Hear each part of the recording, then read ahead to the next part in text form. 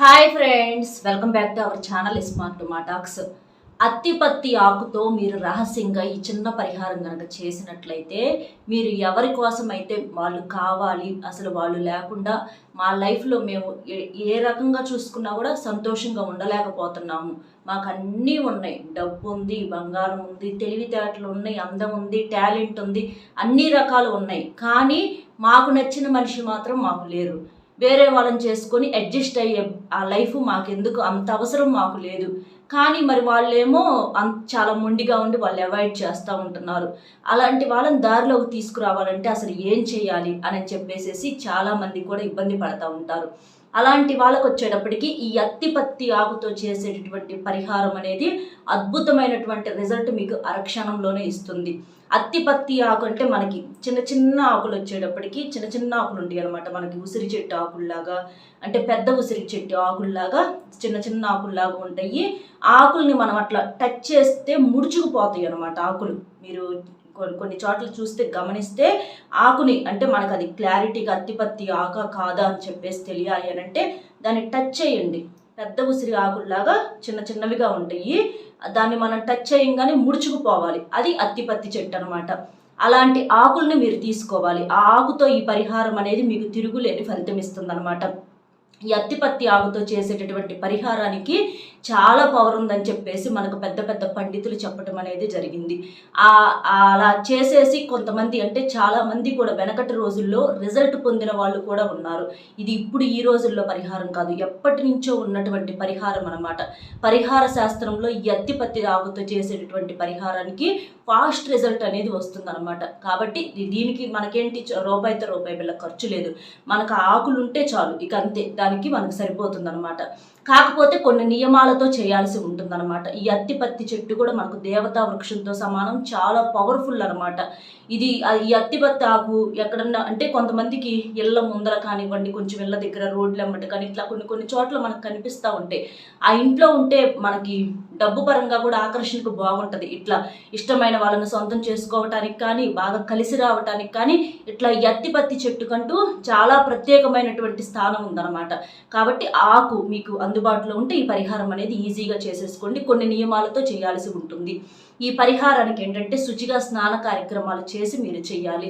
ఇది ఏ రోజైనా చేసుకోవచ్చు, మీకు అవకాశం ఉన్నప్పుడు ఏ రోజైనా చేసుకోవచ్చు. ఇంకా మీకు త్వరగా ఫాస్ట్ రిజల్ట్ అనేది రావాలి అని చెప్పేసి అనుకుంటే శనివారం కానీ ఆదివారం కానీ ఇలాంటి రోజుల్లో, మళ్ళీ ఈ మంగళవారం ఏంటంటే మన జాతక పరంగా ఏదైనా కీడును తొలగించుకోవడానికి మంగళవారం కూడా శక్తివంతంగా పనిచేసిద్ది. మంగళవారము అలాగే శనివారం ఏంటంటే మన జాతకంలో ఏదైనా శని ఉన్నా తీసేయటానికి, వాళ్ళు మనతో ఉండటానికి. అలాగే ఆదివారం ఏంటంటే మనకి దోషాలను తీసేయటానికి. ఆదివారం రోజు చాలా మంది ఇళ్లలో ఉంటారు, వారికి అవకాశంగా ఉంటుందన్నమాట. కాబట్టి మీరు ఈ 3 రోజుల్లో ఎప్పుడైనా చేసుకోవచ్చు. కాదు మాకు కుదరదక్క అనుకుంటే మీరు మిగిలిన రోజుల్లోనైనా సరే ప్రయత్నించండి.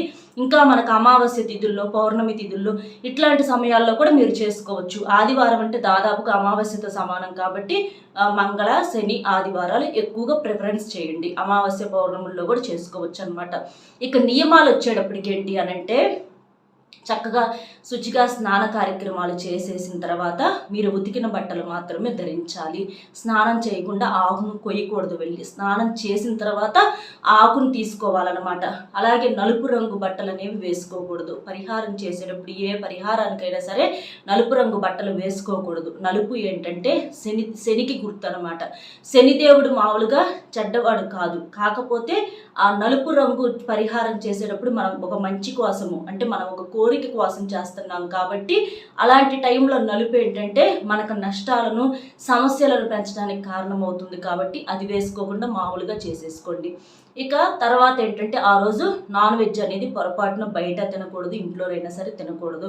మీకు కుదిరితే ఇంట్లో మీ ఇష్ట దైవానికి కాస్త ఒక చిన్న దీపం అనేది వెలిగించేసుకోండి. మీకు ఇంకా మంచిగా ఫాస్ట్ రిజల్ట్ రావడానికి అవకాశం అనేది ఉంటుంది. ఇక స్నానం చేసేసిన తర్వాత మీరు ఆ అత్తిపత్తి చెట్టు దగ్గరికి వెళ్ళి ఆ చెట్టును తాకేసి తర్వాత మీరు ఆ ఆకును కోసేటప్పుడు మనసులో సంకల్పం చెప్పుకోండి, ఓ వృక్షమా, మా ఇష్టమైన మనిషి మా దారికి రావాలి, ఫోన్లు అవాయిడ్ చేస్తున్నారు, నంబర్స్ బ్లాక్లో పెడుతున్నారు, మెసేజెస్ చూడట్లేదు, వాళ్ళ కోసం ఎదురు చూసి చూసి చూసి చివరికి మేము పిచ్చోళ్ళకులాగా మారిపోతున్నాము, వాళ్ళు అంత పొగరుగా ఉంటుంటే మరి మేము ఎందుకు కనెక్ట్ అయిపోతున్నామో తెలియదు. మనకేంటంటే ఒక్కొక్కసారి తెలియదు, అన్నీ తెలుసు, మనం తప్పు చేస్తున్నాము, మనం అంటే ఒక్క మాటలో చెప్పాలంటే సిగ్గు లేకుండా అమ్మడబడుతున్నామని కూడా మనకు తెలుసు. తెలిసినా కూడా ఏంటంటే దిగజారిపోయి వెంటబడతా ఉంటాం. ఎందుకంటే పిచ్చి ప్రేమ, ఆ మనిషి కావాలి అనేటటువంటి ఒక పిచ్చి ప్రేమ. అది అవతల వాళ్ళకి అర్థమయ్యే వాళ్ళు ఏంటంటే వాళ్ళు ఆడుకోవటం మొదలు పెడతా ఉంటారు, లేకపోతే అసలు పూర్తిగా అవసరం లేనట్లుగా కూడా చేస్తారు. ఇట్లా దీని పరంగా కూడా ఉంటుందన్నమాట. భార్యాభర్తలు కూడా ఏదన్నా గొడవలు వచ్చి దూరం అయిపోయే వాళ్ళు, విడాకులు తీసుకోవాలనుకునే వాళ్ళు, వాళ్ళైనా చేసేసుకోవచ్చు. ఇష్టమైన అమ్మాయి కోసం అమ్మాయి అయినా చేసుకోవచ్చు, అబ్బాయి అయినా చేసుకోవచ్చు. ఎందుకంటే ప్రేమించి కొంతమంది ఒక్కొక్కసారి మోసం చేసుకుంటూ ఉంటారు. కొంతమంది అబ్బాయిలు మాట్లాడుతూ వదిలేసేయటము, కొంతమంది అమ్మాయిలు వదిలేసేయటం. ఎందుకంటే అమ్మాయిలు కూడా తక్కువ ఏముంటల్లా, అందరినీ కాదు, కొంతమంది గురించి మనం చెప్పుకుంటున్నాం అలా చేసే వాళ్ళ గురించి. కాకపోతే ఏంటంటే ఒకళ్ళు చెడు చేస్తే అందరికీ అలాంటి పేరే వస్తుంది. కాబట్టి అలాంటి వాళ్ళ గురించి మనం చెప్పుకుంటున్నాం అనమాట.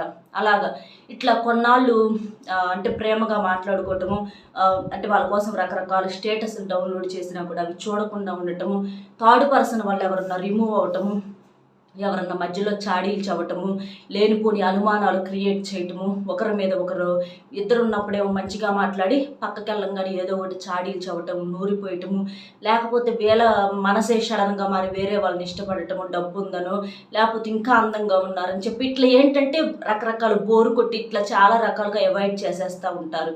అలాంటి వాళ్ళని మనకి యువతల వాళ్ళేమో సిన్సియర్గా ఉంటారు, కానీ వాళ్ళు ఏంటంటే పట్టించుకోరు. వాళ్ళని దారిలోకి తీసుకురావడానికి ఈ పరిహారం అనేది చాలా అద్భుతంగా పనిచేస్తుంది. అది ఎలా చేయాలి ఏంటనేది చూసే ముందులో ఒక్కసారి ఇది వినండి.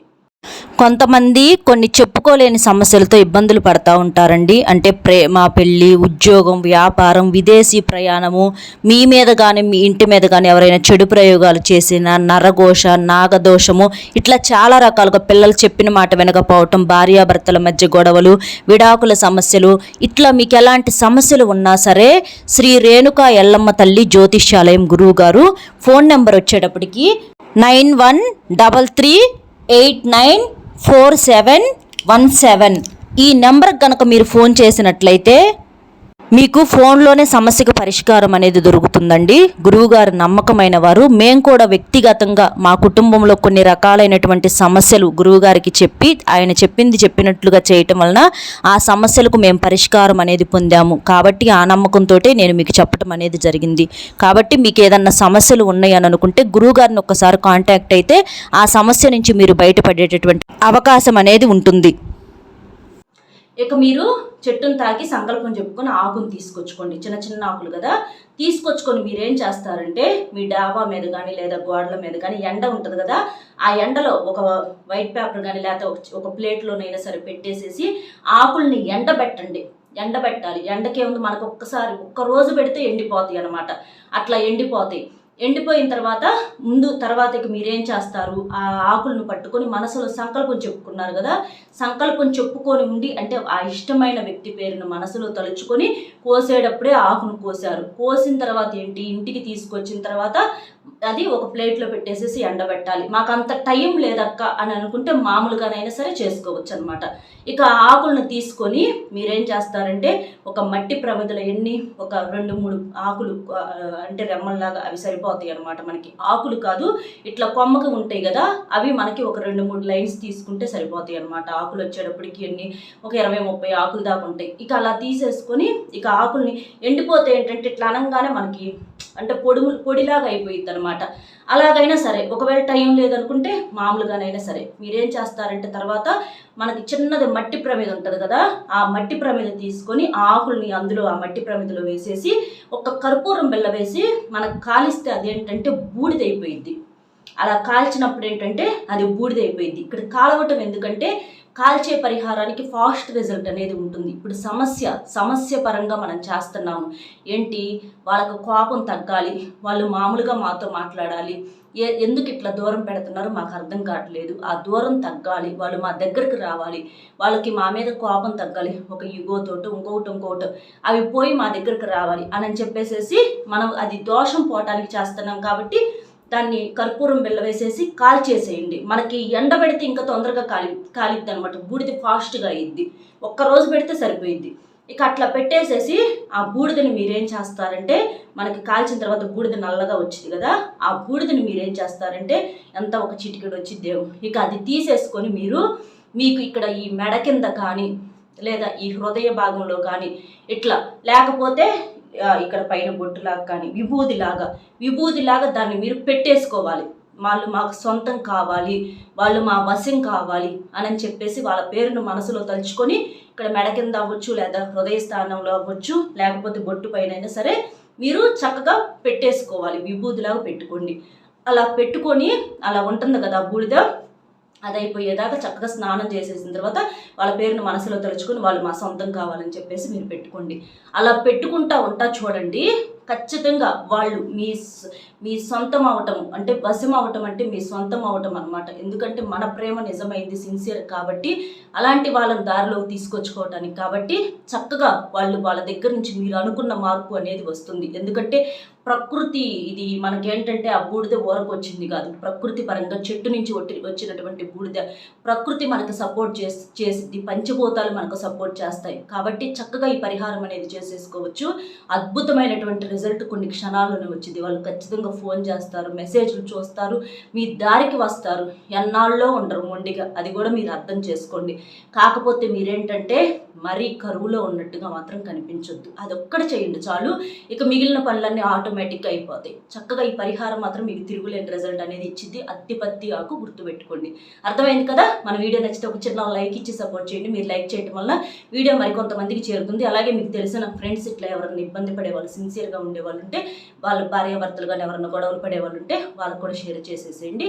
అద్భుతమైనటువంటి రిజల్ట్ అనేది ఇచ్చింది. మరొక మంచి టాపిక్తో మళ్ళీ కలుద్దాం. Bye friends.